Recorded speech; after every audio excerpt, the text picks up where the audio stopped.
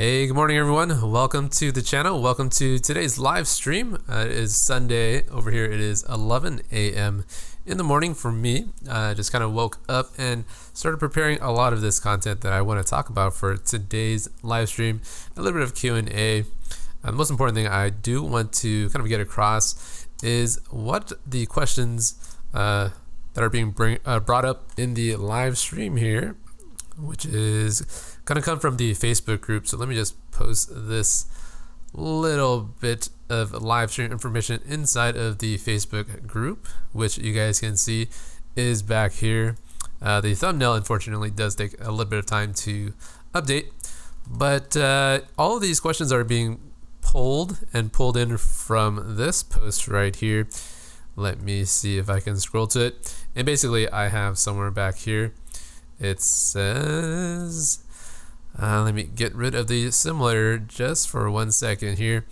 Basically, I kind of asked this post on what kind of difficulties you guys are having learning iOS or programming in general. I'd like to pull for ideas to talk about in the future and videos that I can make that would be most helpful for you guys. So if you are interested in leaving some ideas down in this section of the Facebook group, you are more than welcome to. And today's video, I would like to spend a little bit of time addressing some of those comments in that specific post. So hopefully you guys will find today's video entertaining and somewhat interesting.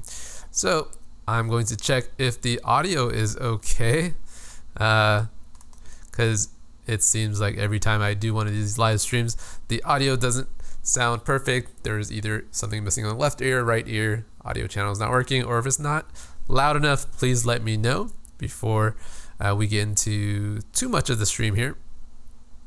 And yeah, good morning to everyone. Good to see you, Johan. Always nice to have you around. Mirza, I think I've seen you around. Not so much lately, but okay, audio is fine. So let me hide the Facebook group, or let me just go ahead and try to get going here with the simulator. And so these are some of the challenges that I have noticed inside of that post, and these are some of the reoccurring challenges that seem to repeat themselves and I hear about all the time. So let me go over the very first question here, which is where to put my code. So sometimes it seems like our view controller files become really long and we have a ton of methods in it. And the problem is you don't really know, or you don't understand where to put the code that doesn't exactly belong in the main view controller file. So I want to go over a quick example as to how you can resolve that little bit of an issue that comes up. So here is the little example that I think it was Robert or someone brought up in the Facebook group. And he says that, for example, inside of a UI table view controller, should I use a different UI data view source data source file, and what about UI table view delegate? So data source is the protocol where you have to implement the number of rows per section, and the delegate is the cell for item or cell for row at index path. So those are the couple of methods that you have to be really aware of. And so the question is, if I also hook up a UI search bar that allows me to search through the table view, where do I include the delegate methods for UI search bar delegate that allows me to detect for text that's being entered into the application? So the answer to this is something that is quite common if you join big and large companies and you kind of dig through their source code. And basically you would separate all of your view controllers into separate files. And the first thing that you would do is to separate the data source into something such as feed controller plus UI table view data source. And inside of that file, you would include all of the methods related to specifying how many items are in each row and how many sections is inside of your table view. And then you would also have related methods in there that belong to data source. And then once you have that, you can separate the table view delegate into feed controller plus UI table view delegate, and then all of your protocol methods just belong in a separate file. And then finally, you want to make sure all of these files are put in place of, I guess, in the same group, so that when other developers join your project, they don't go crazy and they don't have this huge headache of trying to solve kind of like what your code is doing and where it's heading. Okay, so let me go on here. Let me dismiss this and remove it. Yeah. So some of you guys have expressed interest in how to build out this application here, where you can scroll down and you see that expanding header, and some of the animations here is pretty interesting. I wouldn't exactly consider them to be super advanced. It's not that difficult to build, and eventually I will perhaps create a couple of videos on how this application is built out. So the next question that I have seen from time to time is how to use the debugging tools that Xcode comes with. And I guess more specifically, we're referring to the instruments tool, where you can analyze things such as the CPU of the app or CPU of the device while running your app, and also memory leaks that are associated to your application while it is running. So one of the best things that you can do is to hit product and analyze inside of Xcode, and that'll launch the various diagnostic tools that instruments comes with. The most important one that you should use if you're just starting out is the memory leaks, and I think there's this memory leaks, I'm not really sure what it's called, but it's like this tool or this setting. And then once you set the memory leak, or you run your application, the memory leaks will kind of show themselves. And there's this thing called zombies, where if some variable or some piece of memory has lost or has gone into some kind of retain cycle where it's not possible to reclaim that piece of memory, that zombie will show up inside of the memory allocator tab, or I can't remember exactly what it is. Okay, so I see a lot of chat going on in the live chat here. Let me go over the rest of today's questions, and I just have a couple of more, and then I'll do a little bit of QA today, and I'll try to hop off as quickly as I can. So another question that I do get is what to learn next, and in which specific order. And this is mostly coming from beginners that are approaching iOS or approaching Android or even web development. Sometimes you just don't know exactly what to build out. So I have a little bit of advice here. And so I'm not a strong advocate for following like any type of syllabus or any type of course outline when learning iOS development or programming in general. And so what I mean is a syllabus perhaps will look like, first you need to learn how to use a print statement, a for loop, a table view, a button, a UI label, a collection view, and then some view controllers and tab bar controllers. So while that approach is okay, and a lot of courses will follow that outline, I don't exactly find it super helpful that you're learning all of these components that you may or may not end up using. When I was first learning iOS development, I started working with animations and the drawing APIs of core graphics. So what that really allowed me to do was to build out some animations that I liked to see, and that also allowed me to kind of understand the Objective-C language in a way that then made it easier for me to understand like UI table view controller and also buttons and labels. So I started out just doing something that I was genuinely curious about and had interest in, and that I found to be a lot more, I guess it made it easier to jump into development. Whereas if I had taken the reverse approach of just learning all of the components first, I wouldn't have exactly been all that interested in iOS development, because it would have felt more like a class and not something that I wanted to create and show other people. And I think at the end of the day, that's pretty much all we want to do. We want to show other people the things that we're working on, the things that we're building out. We're not really there to learn about how to put a UI tab bar controller in here or inside of an application so that we can put some other things in there and make it look like just the most basic and uninteresting app. So that's kind of my suggestion. Make sure you find something that you're passionate about and everything will kind of follow. Okay, let's dismiss that and remove it. And this is a question that I also get a lot. And so we have Brian sometimes types too fast and needs to explain things.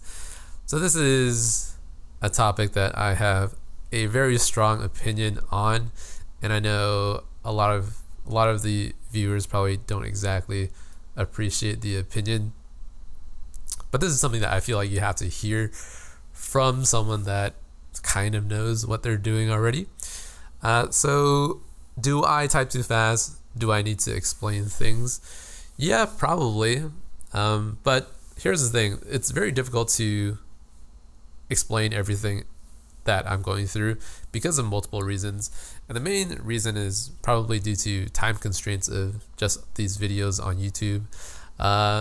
The thing is, a 20-minute video is already really, really long. If you consider everything that's available on YouTube, you normally would watch something that's like 7 to 10 minutes, and that's a huge time constraint that I face in all my videos. So if I were to explain everything, it would be very difficult because first I would have to think about exactly what I need to explain, such as, do I need to explain what a string type is, what a for loop should do, what a UI table view is, what a UI collection view controller is, what the difference between these components are. And as you can kind of understand from this bit of logic, there's really no kind of end in sight when you're trying to explain everything inside of a video. So what I typically do, and this is I think one of the reasons why this channel has been doing okay so far, is that my approach to teaching is to just type out a little bit of code and then run the application, and you should be able to tell from the progression of the app, every line that we've typed out, you should be able to explain in your head visually what has changed. So instead of explaining and over explaining all of these concepts, you should be able to just watch someone build out something slowly, and you should have a good understanding of what is going on. And if you try to over explain things to novices and beginners, you'll find that it's actually counterproductive to someone learning a new concept, because all of the knowledge that you're like spewing out and just trying to force inside of their head, it doesn't work like that. Learning is a process where someone has to see something being done first, and they have to try to imitate that behavior themselves in order for that bit of knowledge to stick. If you're just explaining everything at once and you go on this 1-hour lecture, you lose your students, and students don't learn that way. So I don't want to go on too much of a rant, but that's typically how classes in traditional schools work, and this is why traditional schools are failing at teaching important topics. So I'm always a strong advocate for people trying things on their own, even without a full, complete understanding of a specific topic. This way you can find out what's going wrong and what you need to do more research on in order to understand that topic a little bit further. So that's my take on it. I could explain a bunch of stuff through these videos, but I would definitely lose a lot of, I guess, viewers that want to learn even more. So that's kind of why I do this. And as you might suspect already, this channel is it's kind of advanced, right? All of the topics here, it's not really catered for people that are just getting into iOS development. But a lot of the topics here, if you don't face them, if you don't see someone typing it out, working on it, you're always going to think that it's super, super difficult. But as you can see through many of these tutorial and courses on the website, on the channel, most of these seemingly complicated UI elements and UI topics are actually not that difficult. So it's always a learning process for everyone that's getting into development and programming in general. Oh, all right. Let's see, how am I doing on time here? Okay, I'm at 15 minutes. So there's another minor topic that I wanted to plug here, and there's a couple of users that are experiencing problems installing Firebase inside of their app. So the easiest way to learn how to program with Firebase using an iOS device is to check out the Instagram Firebase course that is at my website, letsbuildthatApp.com/course/Instagram Firebase, where we learn how to install Firebase and build out the Instagram together. So we learn how to put the pod file or put the correct pods inside of the pod file, how to install the correct dependency pods, launch the workspace, and then start from scratch working with how to log in a user. And then we end up building post objects and listing out all of the posts inside of the home feed, which, if I have it all working, should be something like this. And let's see if my connection will allow me to connect here. Right. So every time I'm doing these live streams, the images don't load up because it takes a while to load these very, very large images. So let's see what I can do here. Yep. Live streams, the application doesn't seem to work too well. But this is the idea. So that's my one minor plug for today. And let's move on to the last topic. And this is something that a lot of beginner developers are trying to achieve. So basically, how to learn new programming and how to learn it quickly in 3 months' time. So one thing I do have to say is that programming itself is a long process. I've been programming for more than 10 years. I think ever since I was 18 years old, I picked up my very first programming language of ActionScript 2. And I learned how to work with animations in Flash. So that was, 15 years ago. So if you're trying to learn programming quickly in 3 months, it's very difficult. And learning programming is a long process. There really aren't a lot of shortcuts to learning programming quickly. You have to learn things such as print statements, debugging, looping, what the UI kit components are, how to use them, how to make sure that the app doesn't crash. There's just so many different concepts.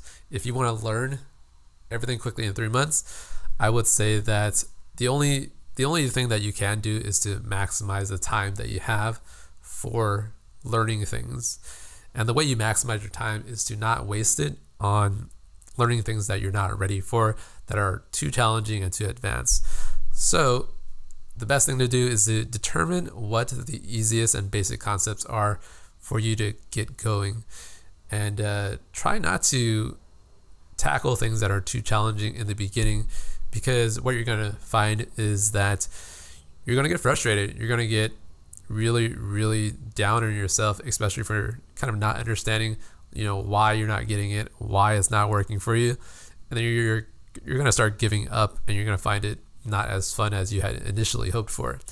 So try not to dive in the deep end too quickly, and then try to build on easy concept and basic foundational concepts first. And then when you find yourself getting a little bit more ready for advanced topics, that's when you should move on. Don't try to go too fast. Otherwise, you're just going to hit a wall and you're not going to know how to get over or get around that wall. And that's my kind of take on it. I've seen a lot of students progress, some slower and some faster, and then some not progress at all. So the ones that don't progress at all are the ones that are always trying to shortcut and trying to circumvent the learning process. And then they think that, oh, this is all I need to understand because this is all the application that I'm building. All it needs to do is this thing correctly and I should be okay. And what they're not understanding is that while you can build that one thing, like make it work, it's going to crash eventually because of all of the other things that you've built out poorly. So make sure that you understand fundamentals and foundational concepts and then you should be able to move on from there. Try not to shortcut the process. And if you find yourself wanting or finding the desire in yourself to shortcut everything, it is a sign that you're not exactly enjoying the process as much. So if you're not enjoying programming and you're trying to shortcut everything, why do it in the first place, right? Maybe it's just not something that you're ready for yet. And you have to really dedicate yourself, and you have to treat programming, this discipline, with a lot of respect. There's no easy way into like getting yourself to the next level without putting the effort in. So that is how you that's how you kind of not go about learning programming quickly. There's no easy way. The boot camps that you have probably heard about, the boot camps, they do a good job in getting you to like the very, very first next step. So it's like they're going to expose you to how to program in the very, very basic terms. And then you have to take programming from there, and you have to kind of expand your knowledge with the help of the internet and videos such as the ones that you see on my channel. So that's kind of my thoughts quickly in a nutshell. And I've spewed about 5 topics worth of knowledge in today's video live stream. And that's all I wanted to kind of talk about here. And so there's another question that I remember getting, and it's in the live stream today. So let me see if I can get this to be a little bit taller. I just want to make sure I answer some of these questions here before I take off today. And let me readjust the screen here. Simulator go away. Okay. All right. Where am I at? Okay, that's not good. Okay. There we go. Yeah, so hopefully you guys are enjoying some of the live streams. I know sometimes they tend to get a little bit longer than I hope. I guess I will try to not make them as long and as time consuming for you guys. And Peter Spitzer, thank you for the £2. I didn't know you were from United Kingdom. Yeah. Instagram tutorial on our website is amazing. Yeah, it's gotten a lot of very good feedback. If you're still contemplating and debating whether or not you should enroll in that course, even though I don't like using the word enroll. If you want to join me in learning how to build out and work together in building out the application, I think you'll have a lot of fun. All of the comments in those videos, they're all super positive, and they have learned so many different techniques on how to put together a sophisticated application. So I'm super happy that people have been learning so much from it, and I'm really excited about putting out another course so that you guys can benefit even more, and then get to wherever you need to be, especially if you are searching for an iOS job. And I do have a couple of collaborations that I'm trying to work on, and also some different interviews that I am trying to get together with. Some will be in person, some will be hangout style, and then I will try to get more of these like interview types of videos out. Hopefully it'll spice up the channel a little bit. I'm not exactly sure how it's going to turn out yet, but I do have a interview with Sean Allen from another channel. He is a really good guy. I met up with him yesterday, and then I have the video queued up. We just have to kind of do a little bit of editing on it, and then we should be good to go in terms of getting it out. My schedule kind of looks like it's a little busy in terms of how I want to allocate my time. I'll be gone for a couple of weeks next week, starting, I think it's starting July 27th. I have a flight all the way to Shanghai.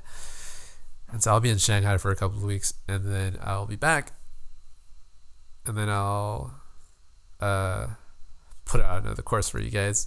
The good thing about the course is that I have full control and full freedom, because I know that you guys want to learn so much from those lessons that I can just put as much content as I want in them. In these YouTube courses, these YouTube lessons, I tend to hold back because I don't want the lessons to be too long. That way, you know, you guys can be confident that you guys get the most out of the course. So majority is there something new in the Instagram course that you didn't show us in the free videos? Still wondering, should I enroll or not? There's like a ton of things that I go over in the Instagram course that I don't think I actually go through in the free videos. So for example, so the last couple of videos are on like how to paginate through the post objects, how to fetch or how to start the camera on your app, how to snap the photo so that you can store it, how to pull photos. I guess I have gone over that. And then how to build out the layout anchor extension, how to manage your code a little bit better, how to refactor Firebase fetch calls so that you don't have these gigantic fetches everywhere in your code. Just a lot of good practices on everything. Yeah. So I do recommend that course. Yeah. So Sean Allen started live streams on Sunday too. Yeah. I really encourage everyone to get into YouTube if you want to have your voice heard, and then also have your input inside of the Swift community. Definitely, yeah, I'm looking for everyone that wants to get in on the action. And then perhaps in a couple of years, I won't have to be the only person here providing very useful videos. I really like Sean's approach to his channel because he does a lot of different vlogs, and that's something that I still haven't gotten into yet. Yeah. All right, React Native. I'm not too big on React Native right now, but yeah.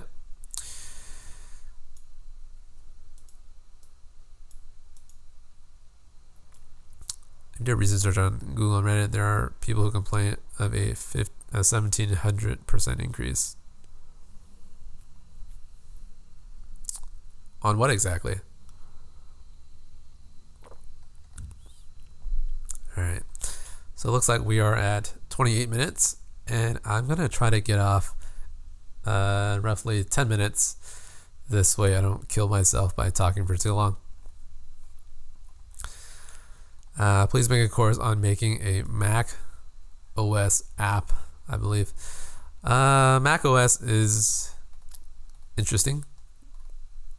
I don't exactly have too much experience in building out Mac OS apps, but the approach in building out a Mac app is very similar to an iOS app.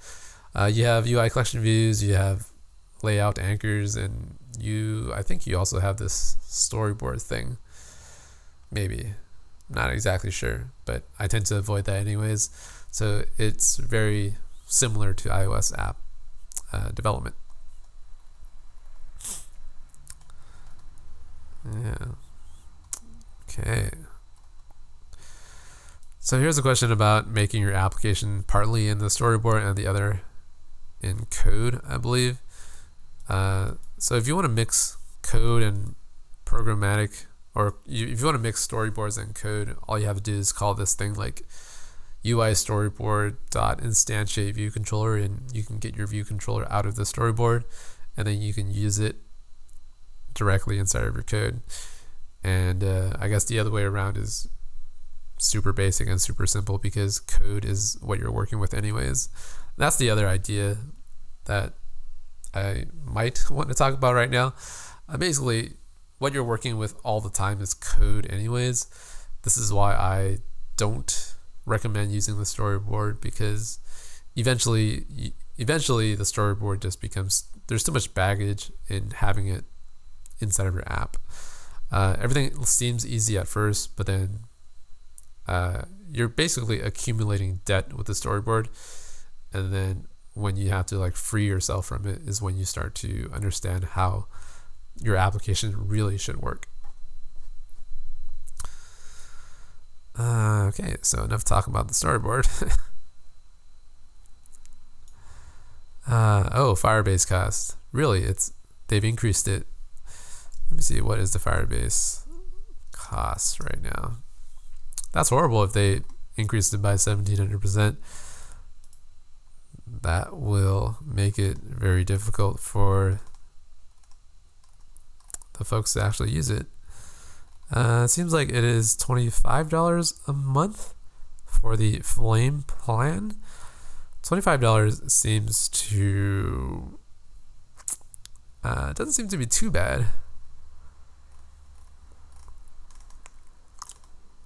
But yeah, I don't think it's that expensive.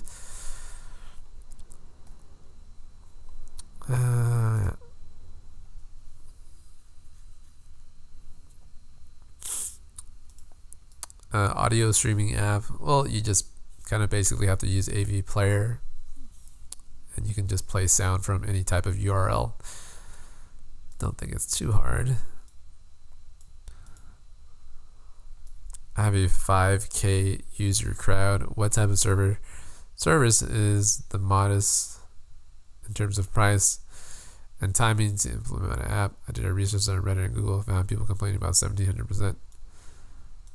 Okay. Not exactly sure if I have an answer to that question. I did a research. Yeah.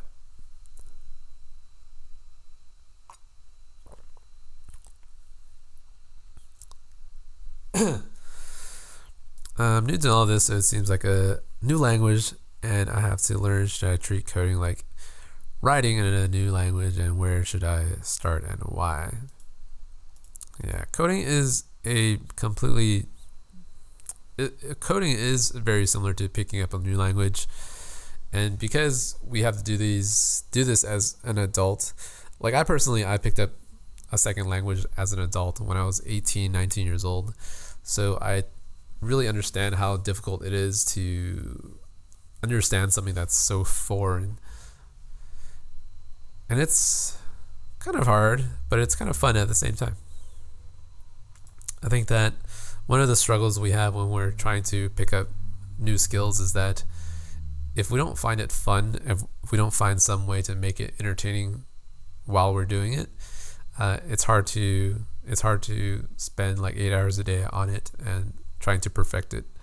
So one of the biggest things is, how do I make it enjoyable? How do I make it entertaining? So once you figure that out, I think everything is going to be super easy from that point on.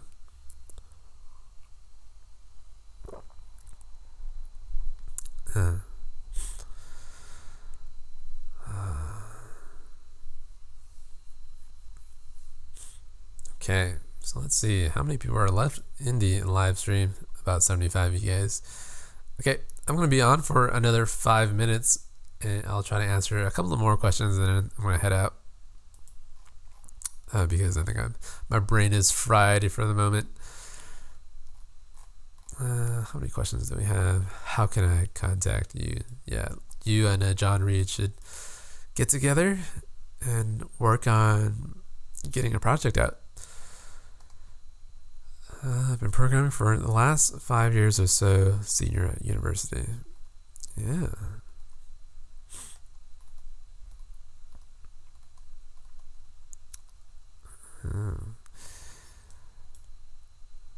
React Native is more of a trend and a very useful one, but hard to wrap our head around. Yeah. So the first time I was learning React Native was 2 years ago, or about a year ago. And I found it difficult because I didn't understand React.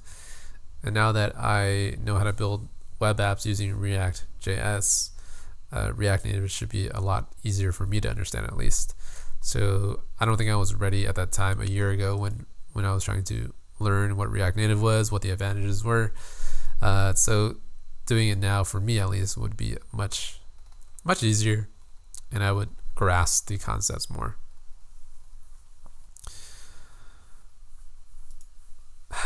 So Majorian says that, can you explain a couple of words on how I built out the demo animation, clicking on the cell and it animates to the full screen? Well, you basically call UI view, animate with duration, and then you specify a different frame for your views. It's as easy as that.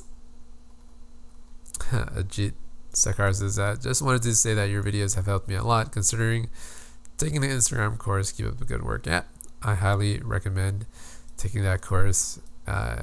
You're gonna find that your skills just you'll take it to the next level, especially if you are able to complete it. Yeah. Okay, wow.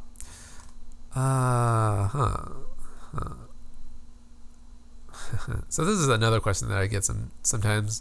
Do you recommend the use of IG List Kit as an alternative to UI Collectionview?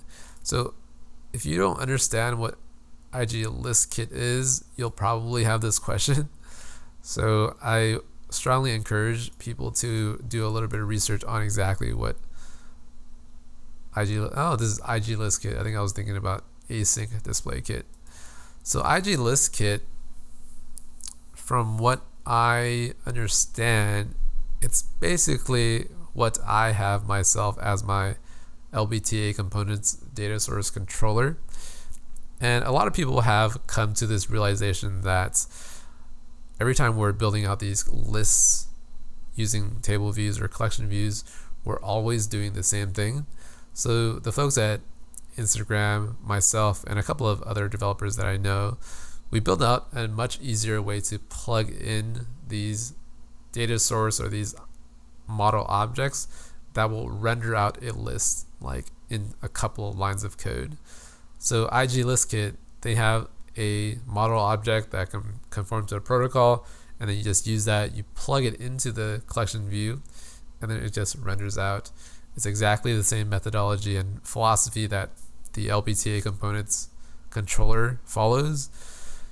And so I would recommend learning either IG List Kit or the package that I've released open source on GitHub. They both follow the exact same concepts. So I think my package is a lot less robust, so it doesn't support all of the use cases that they support, but that means that it's much easier to kind of learn first. And then once you kind of learn how to use these model objects as your list renderers, then you'll realize that, oh, this is actually much easier than a collection view on a storyboard, and also using it without all of these nice wrappers. So IG List Kit, a good bit of library to, it's like kind of like Alamo Fire. When I look into the documentation, see how they built out all the networking layers, I learn a whole lot. So if you learn IG List Kit, you'll find yourself getting just so much more knowledge on the coding itself and how everything works. So highly recommend learning it.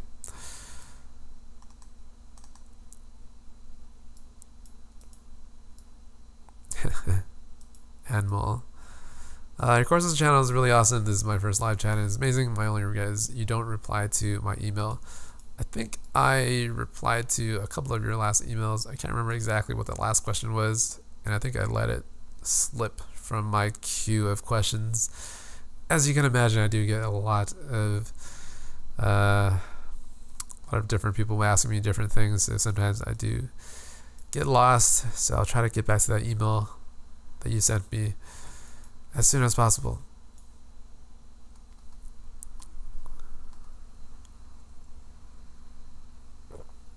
So should have been more specific. Pulling all the audio files in a list in Firebase is where I'm having the issue.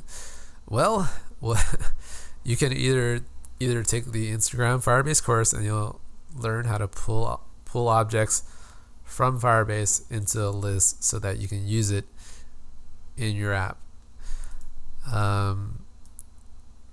For me to explain it right now would take too long. You can also take the free lessons on the channel, which will explain to you exactly how to pull out things from Firebase in a list.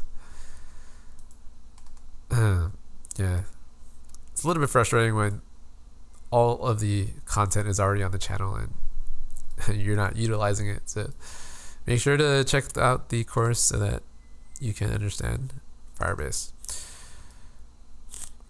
Where are you working now? Are you self-employed? Yeah, I'm pretty much self-employed.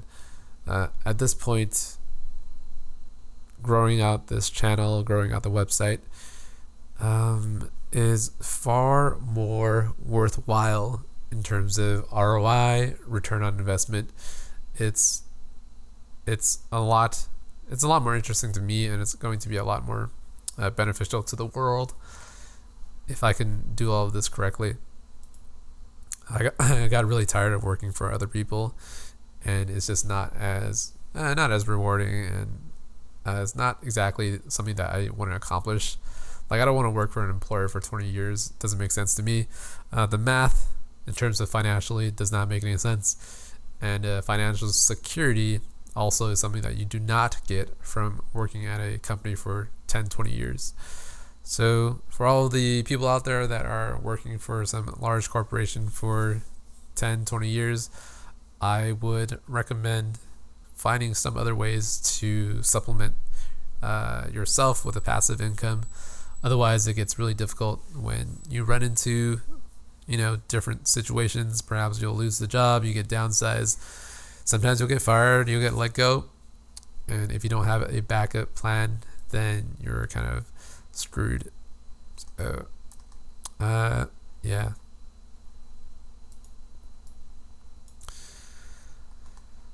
Okay, all right, we're at 42 minutes. I'm going to end today's live stream at 45 minutes. So it's good talking to you, everyone that joined the stream today, and I will try to prepare a new course while I'm in Shanghai, trying to teach the Shanghainese students how to program. I think I'll have a little bit of downtime to think about how I want to outline my next course. Most likely will be on something using maps. And yeah, it probably is not going to be a 40 lesson course, but closer to, I will think, 20 to 25 lessons, and then I'll release that. The next course I want to work on after that is probably going to be on AV Kit. So for example, using AV Player to play audio files, and perhaps something that is similar to Spotify, where you can play audio with a lot of controls, such as a play button, a next, or previous, and then how to list out all of your tracks. I don't really see myself using Firebase again, because I feel like we can only learn so much about Firebase before we want to shoot ourselves in the brain and end it. So I might do something else, such as parsing JSON with some kind of private server that you guys will be allowed to use for that course. So have you used AWS? Hey Mark, how are you doing?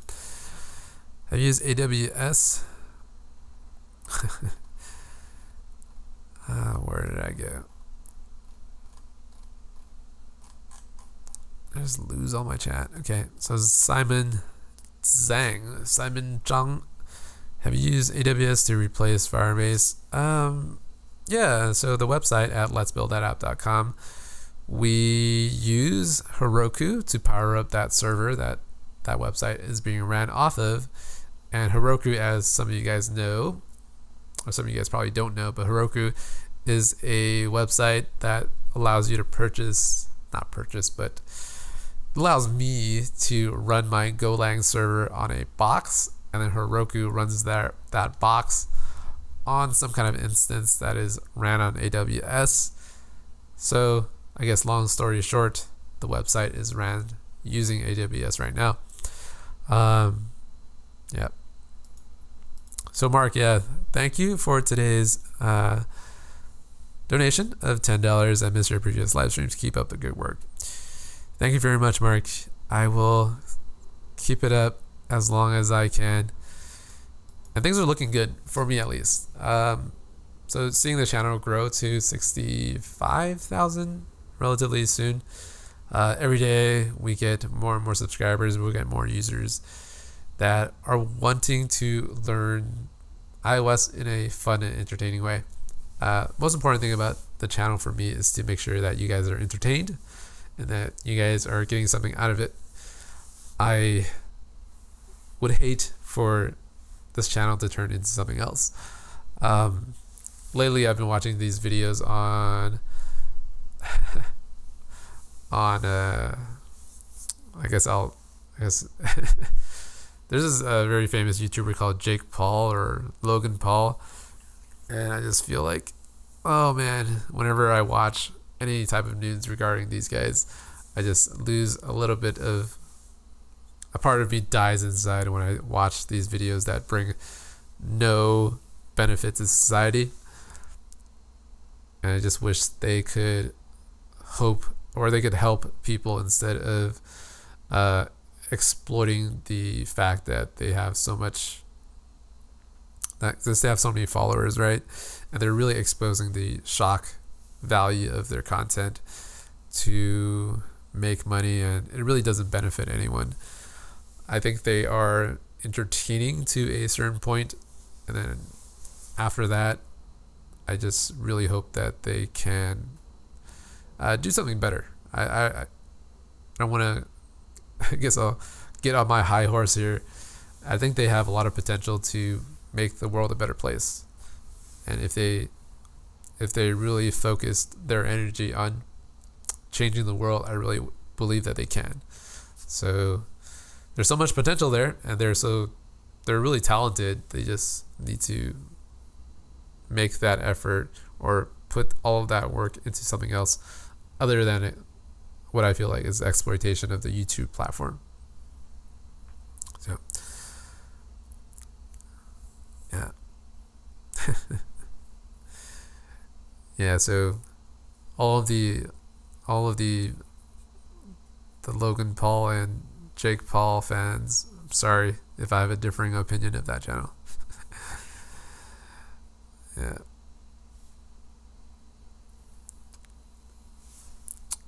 They are very cringeworthy. I think it's not so much that they're cringe, or it's not really their fault that they are like that. Everyone that watches their channel and YouTube itself encourages that type of behavior. So if they weren't able to succeed and be successful doing that, then that type of behavior would stop. So we're all a little bit at fault here, and we're all just kind of enabling things like that to exist because we're giving it our attention. And I watch videos that are kind of talking trash about that channel, and me watching these channels that are negatively covering their channel is part of the problem, because end of the day it all feeds into this aspect of YouTube that is probably the dark hole of YouTube. And we've all been there, right? We've all clicked on videos that we're not supposed to click on, and then we just click in and deeper and deeper and deeper until we find ourselves lost in the deep pits of the YouTube abyss where content just starts to go in this downward spiral into more and more trash. But yeah, that's what I've been thinking about YouTube lately. I just really, we're in the year 2017. We have so much power. We have such an awesome platform such as YouTube or just any other video platform that allows us to get our voice out there to billions of people. Literally, you can reach like 1 billion people in next few years. You'll be able to reach everyone on this planet just through YouTube. That amount of power in your hands right now, you can have, as long as you work hard at it. You can have your own platform. So kind of considering all of this, why are some people abusing this power and exploiting it to their own benefit? Well, I guess that's how we're built. Yeah. So Mark says that finally had a break in my schedule, and I'm going to get Instagram course. Looking forward to good content. Yeah.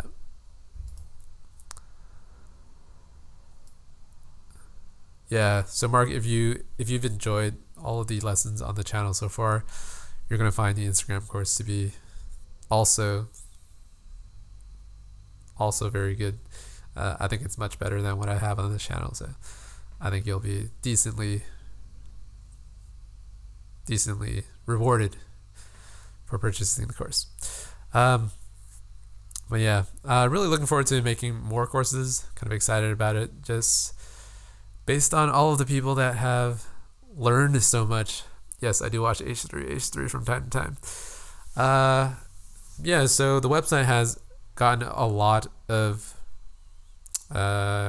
users, reaching like the 100,000 user per month or views per month mark, which is a good milestone for me. And then the people that are enrolling in the courses have also it's getting to a level where I think people are really enjoying themselves. So I really don't want to do anything else right now than helping other people how to learn iOS.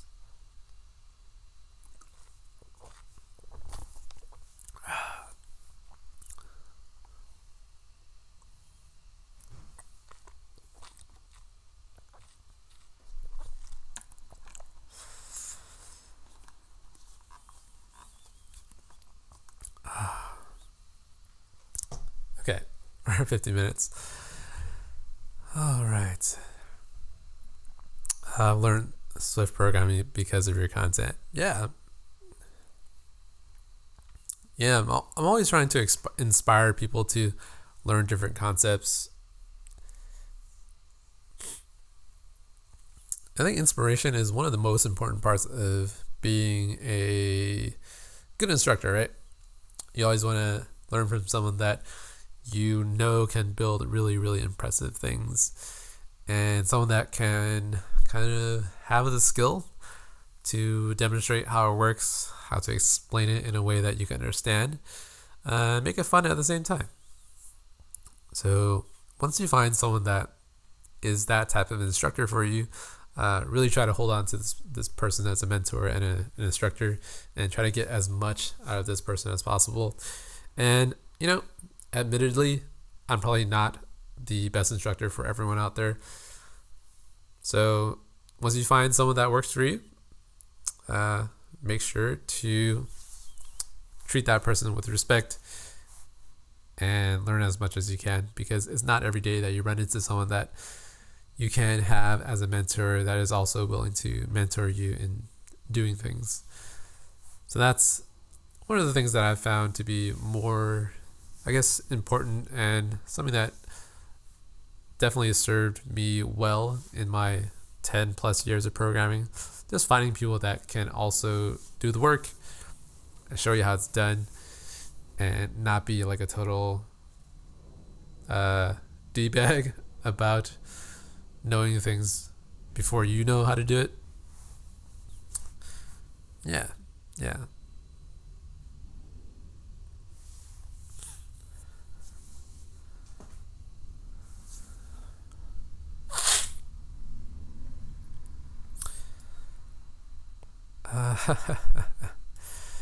So Alexander says that, do you ever find yourself too involved in your work? I often find myself losing track of time and forgetting to eat. Yep, that's typically how my day works. There's a lot of just programming, thinking about what to do next, and then I just have to make sure that I keep my schedule of what I need to do to maintain myself so that I can last. Yep, that's typically how my day works. There's a lot of just programming, thinking about what to do next, and then I just have to make sure that I keep my schedule of what I need to do to maintain myself so that I can last. Yeah. So Thomas says that, why don't you build a big project like a social or anything and upload videos every time you program it? It would be pretty cool. Also because we can comment with opinions and improvements. I do plan on building out a app that I can release on the App Store.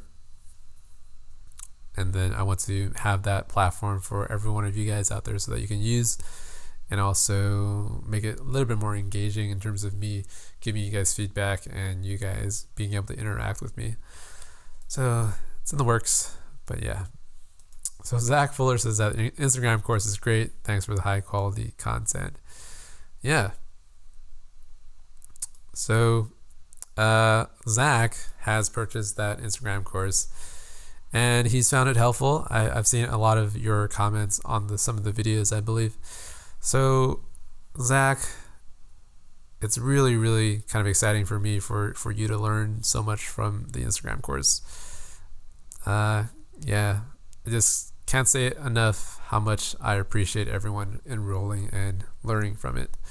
It's something that does occur a lot on other platforms such as Udemy or those other multi-million user platforms, is that a lot of people just get these courses and then they don't go through even the first couple of lessons. And what ends up happening is that they just buy it and they don't use it. And the metrics that I get on the courses that I have is that there's a lot of views on the first, I guess, 80-70% of the videos, and of course it always kind of tapers off at the end. But I'm just super happy that people are engaging in the courses and actually watching and learning. So that's awesome. Sorry if this is you're planning to do server-side Swift videos. So I tried to do some server-side Swift coding myself and I just found myself hating it. Like the Perfect framework and the other frameworks like Vapor, super difficult compared to other things such as Node or Golang or Rails. I think it's mostly because Xcode, the IDE, is so bulky that just wasn't fun. Yeah.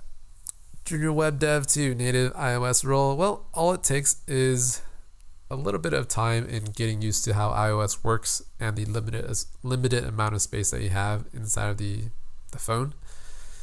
And then I think the first thing that you need to know is like how to list out things on a screen. And once you do that, you learn about image views, how to get JSON data.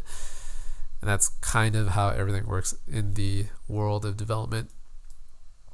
Like every role that you will be employed in as an iOS developer will require you to do like 5 different things: how to log into a server, how to post data to it, how to request JSON through a GET request, how to parse that JSON, and then how to list out everything inside of a collection view or a table view. Like these 5 things you must need to know. And whenever I like interview candidates, I will make sure that they can do this before I will even move on to the next question when I'm interviewing them. Coding tutorials 360. A lot of random plates of food showing up by the girlfriend after several hours of coding. Yeah, I try to keep the food that I have separate from my working stations. That way it doesn't get too insane. If I actually did eat where I programmed, it would be so messy that I wouldn't be able to stand it. So yeah, coding tutorials. Go check out this channel right here, Coding Tutorials. I think he does a good job in kind of expressing the frustrations of programming that I try not to do so much on this channel. And it's always fun to hear other people that are kind of running through programming that find it frustrating at times, which I do. But yeah, you know, it's definitely a long process. You just gotta make sure it's fun, otherwise you're just gonna kill yourself trying to learn something that you don't enjoy.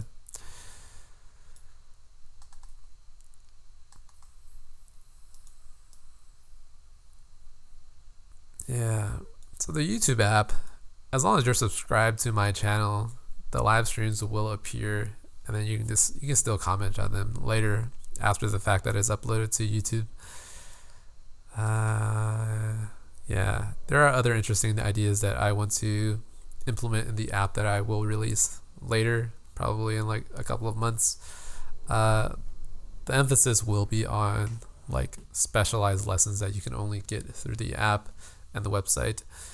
And then I also want to have some way to make these live streams a little bit more interesting, so that perhaps we can play some games later on, and perhaps you guys can interact with some polls and then provide live feedback that I can answer to you. And then sometimes, well, a long time ago, I had a live stream where I was playing Jeopardy with you guys, and then I didn't have a way to exactly track all of the Jeopardy answers. So what I want to do is I want to play like some trivia games and make it so that you guys can interact and play along. So whenever that is up and running, I'll let you guys know. Probably, I don't know. So I'm also thinking about writing these Android Kotlin tutorials.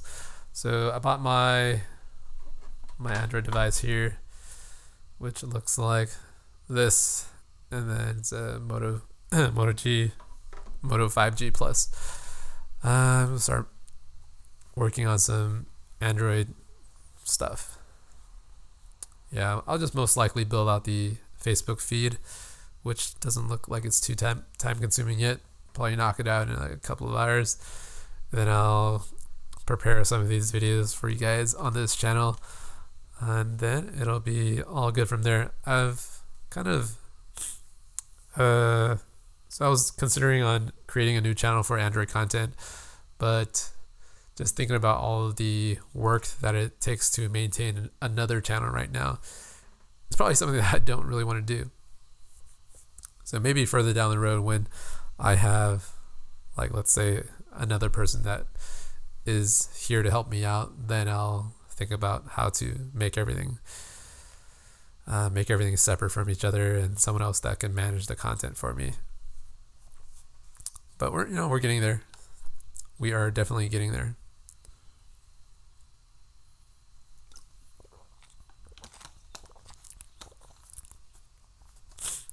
Yeah.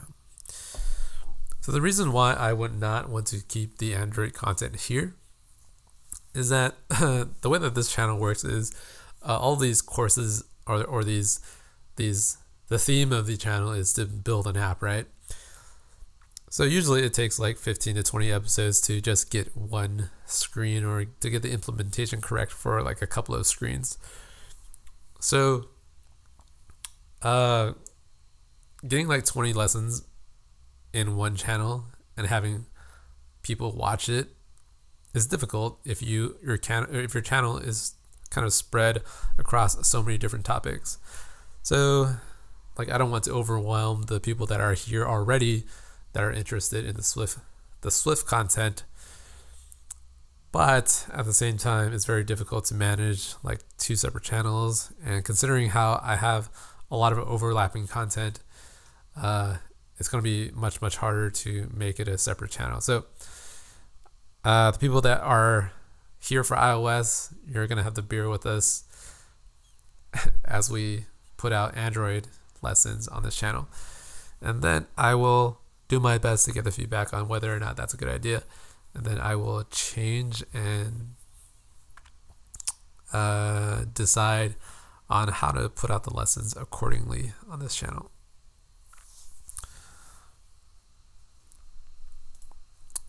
Your paid beginner course is enough for taking your Instagram course or YouTube course.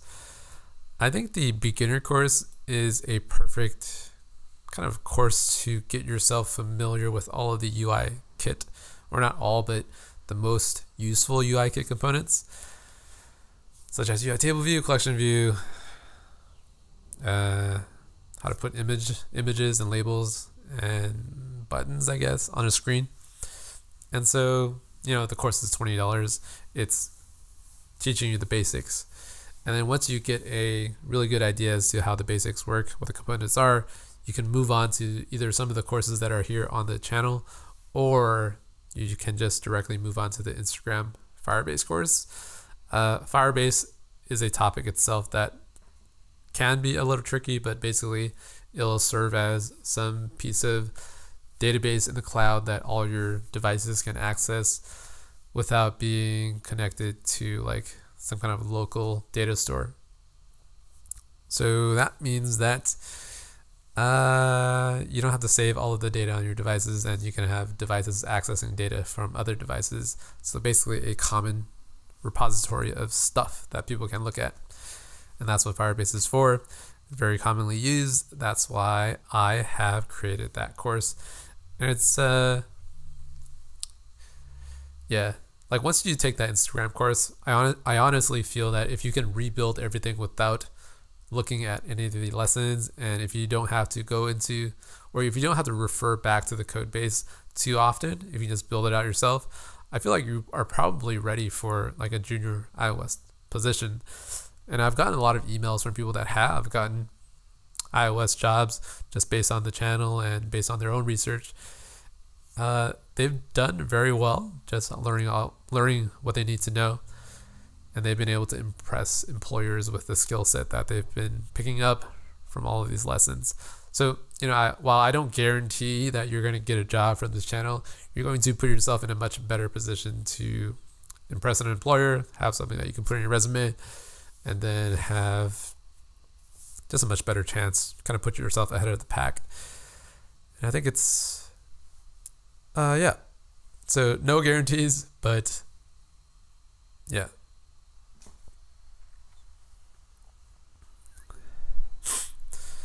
Frankly speaking, there's no Android course that meet kind of decent quality unless those provided by Google, in my opinion. Yeah. Do you find the markets for iOS developers limited by region? I picked up Swift last year, but was disappointed that the job opening for Swift iOS was close to 0. I live in Baltimore area. It's not that the market for iOS developers is limited. It's more that I think Baltimore itself is, because Baltimore isn't exactly a huge tech hub, you're probably going to find that getting a tech job there might be difficult in general. So I guess I'm super lucky that in the Bay Area there's just so many iOS opportunities and development opportunities that it makes it easy to justify my time spent on this particular skill set. Yeah.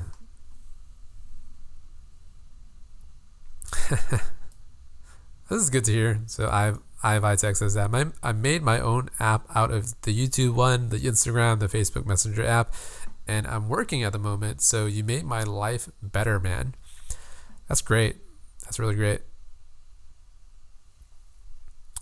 Yeah. You know, that's something that I really didn't expect to have happen on this channel.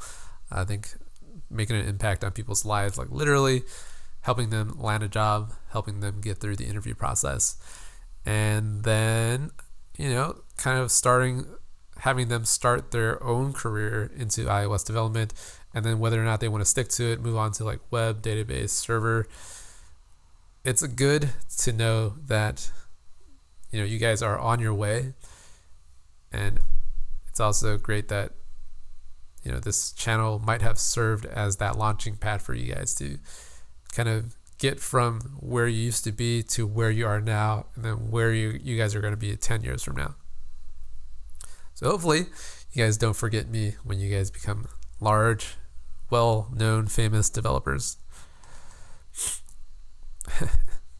Does a university CS degree guarantee you a job? Nope. Why would it? That's a silly question. Does a university CS degree guarantee you a job? I don't think there are any guarantees anywhere. That's the difficult part of it. And the problem with universities is that they don't exactly teach you how to get a job. Yeah. I feel like universities themselves, I think I've went on this rant before, but traditional universities and traditional schooling is a bit outdated, and some of the things that they do seems to be quite obsolete, just in terms of what you do there and what's necessary for you to land a job in the market. It's totally different nowadays. Yeah, it feels like a relic of the 1980s. That's what universities feel like to me nowadays.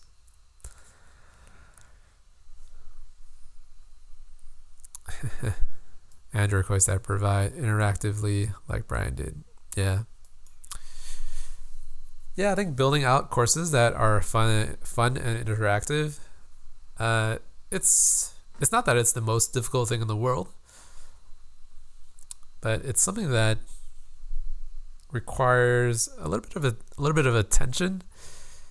And if you can't understand how people learn, then it's difficult to be like an engaging professor and an engaging instructor. And I think myself, I've kind of I've come to a better understanding of how I work as a human being. And most of the time I'm hyper aware of things that are going on with everyone. So just looking at someone in the way that they behave, I'm like hyper aware of how this person is as a human being. So it has some downsides, it has some upsides. So some of the downsides of being like hyper aware is that most of the time I just find myself observing other people without giving my input in like a group discussion. So I'm constantly just observing what's happening and not really like sharing my own thoughts. So that's me being hyper aware, which means that I'm more able to pick up on what people are struggling with and how to walk them through a seemingly difficult concept, and just going through like, okay, this person doesn't understand this topic, right? How about we try something that's a little easier and see if they can grasp what's happening here. If not, we'll just keep on going down the chain until we reach some point where you have like somewhat of a basic understanding of it, and then we'll just rebuild that stack so that you can get to that final point. And most people, I think most instructors don't have the time to do that, or they can't do it effectively. Instagram, of course, covered unit testing. Haven't found anything on the website. Yeah, so unit testing is difficult itself. Trying to test the entire application would take a bit of time. Maybe I would just release one video on some of the unit testing, and then I'll just provide all of the source code for other tools for testing. Can you download the app and take a quick look? Yeah, maybe. I want to put somewhere on my website like a form that will allow you guys to send me the link to your application so I can look at it and then review it and then do some videos on what my initial impressions and thoughts are for your guys' applications, so that you guys can get a sense for how you guys are progressing and how perhaps some of the apps that you guys are building are either really they meet the bar or they don't meet the bar. So somewhere on the website I'll put up a form where this will be available, and then maybe I'll expose it so that people that come to the website can also review your app. Hopefully that doesn't get too out of hand and I have to think about how to write that page so that I can gather up all that information and review everything. So the nice thing about building out your own custom website is that anytime you need something new like that, you just build it out and you get it within a couple of days.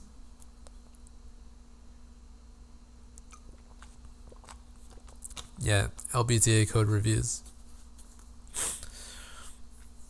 That'll be way too time consuming, just trying to review everyone's code. That'll be near impossible, which is unfortunate. Like maybe I'll so some of you guys probably don't know this because I don't broadcast this anywhere, but I do one-on-one mentoring sessions. So if you're able to find that link, then you can book me for a 1 hour session. But I'm not going to tell you where that link is because I oftentimes would kind of not like to do that if I didn't have to.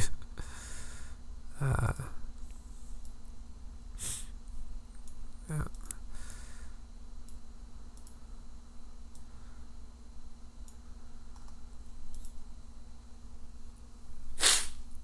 Yeah. If you want to find that one-on-one mentoring link, you can have me check your app and then I'll do a review on it. It does cost a little bit of money, so I would not exactly recommend that as one of the options unless you have money is relative, I guess. If you find the investment in that 1 hour very, very helpful, then I think it'll be worth it. Yeah. Oh man.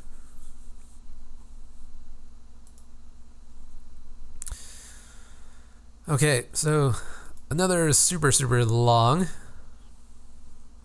live stream, but I think I got a lot off of my chest today that I wanted to talk about. But yeah, about hire someone at $3,000 to fix a few bugs, and now he wants $3,000 and become my partner 50-50. Well, it's all up to you. If he's a good developer, then I think it will be worth it. Okay, so good live stream today. Thanks everyone for joining, and I will see you guys next week if you're free to join me. And yeah, thank you again for Peter, Mark, and Zach Fuller for the kind donations of the dollars and the pounds. So happy to see all of you guys here, and I'll check in with you guys again next week, and probably a couple of status updates. So see you guys.